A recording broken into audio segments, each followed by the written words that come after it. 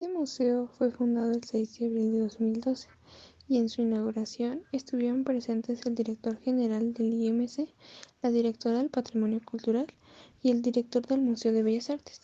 La Inquisición en México, fundada el 2 de noviembre de 1571, fue un órgano de control de naturaleza, político, religioso y económico, que rigió en el mundo cristiano por más de 500 años, imponiendo su ideología a través del miedo.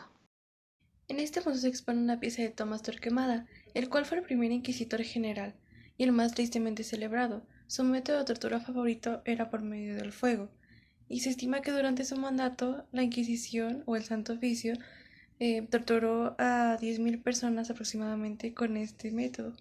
La actividad inquisitorial en Filipinas dependía del Tribunal de México, porque a pesar de la larga distancia con la Nueva España, era la vía más ordinaria de comunicación de España con el archipiélago malayo, en el cual, después de 6 siglos de torturas hacia los herejes, los cuales, muchos de ellos, eran inocentes, tras sesiones que tuvieron lugar en febrero de 1813, las Cortes de Cádiz decretaron el fin de una de las instituciones más terribles de la historia de la humanidad. Las ciudades más mencionadas en este fondo mexicano son Puebla, Veracruz y la Ciudad de México. Como dato interesante, en el Museo de la Santa Inquisición se realizan recorridos nocturnos, los cuales son guiados por uno de los personajes de esta historia, en los cuales conocerás los métodos de tortura y los instrumentos que se utilizaban en la época. En este museo podemos encontrar piezas antiguas de países como Italia, Portugal y Alemania, que recrean los diferentes tipos de tortura que se llevaron a cabo durante 600 años. El proceso iniciaba cuando se llevaba a la persona acusada a un interrogatorio exhaustivo, en donde se le invitaba al acusado a confesar sus pecados. Principalmente el cargo estaba en manos de obispos locales, pasó a manos de la figura del inquisidor. Por la noche, aseguran algunos pobladores, se convertían en animales temibles. Empalmados por la oscuridad, atacaban a cuanta persona se les ponía enfrente, pero principalmente iban por los bebés recién nacidos, ya que de que ellos se alimentaban para tener más energía o los utilizaban para sus satánicos rituales. Los pobladores de Toluca vivían en el miedo y el riesgo total de estas brujas que no los dejaban descansar ni una noche. Entonces, lo que nunca imaginaron es que desde entonces y aún en la actualidad existen varios testimonios que tras la masacre cometida en contra de las brujas, el alma viaja totalmente endemoniada, vagando por la noche los portales de Toluca, aterrorizando a todos y cada uno de los que se atreven a pasar por ahí. Esta es una exposición que la pueden encontrar en el Museo de la Inquisición sobre las brujas. El Real Fisco confiscaba los bienes del procesado para cubrir sus gastos de manutención y el pago a los escribanos. Comenzó a poner reglas sobre cómo se llevaban a cabo los procesos inquisitoriales, lo que era en sí la Inquisición y si eran herejías o no. La función principal de la Inquisición no era torturar a las personas, sino que dejaran de ejercer sus prácticas paganas y regresaran a la verdadera fe.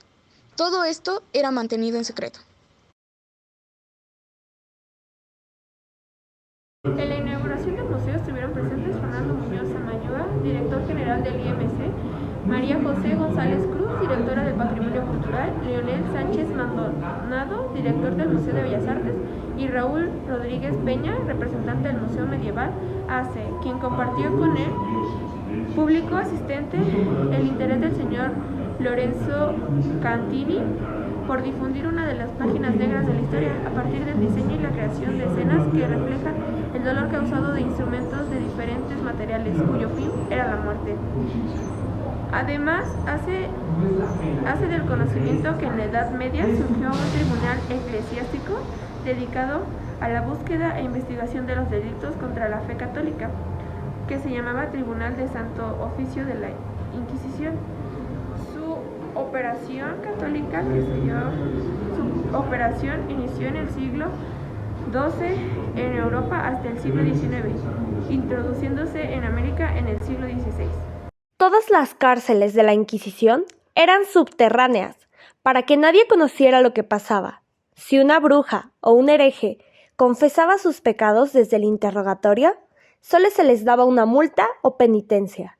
De lo contrario, eran torturados por horas hasta matarlos. Fondo de la Santa Inquisición, conformada por 1773 volúmenes que datan de 1522 a 1819.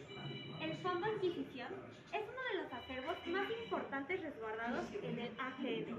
Abarca temas relacionados con documentación generada en procesos realizados en el Tribunal del Santo Oficio, referentes a juicios por herejía, apostasía, hechicería, supersticiones, simonía, fornicación, blasfemia, idolatría, brujería y libros prohibidos, entre otros. El fraile o capellán que los acompañaba en las torturas les repetía que confesaran la verdad mientras estos eran torturados. Si los acusados no decían lo que querían oír, las torturas seguían con más intensidad. A menos que un doctor les indicara que se encontraba en mal estado, paraban este proceso y lo reanudaban 24 horas después. Hay 4 torturas preferidas por esta institución, de las cuales te presentamos 2. La del agua. Al rey se le colocaba en una base en forma de pirámide y se le ataba de las extremidades para mayor incomodidad.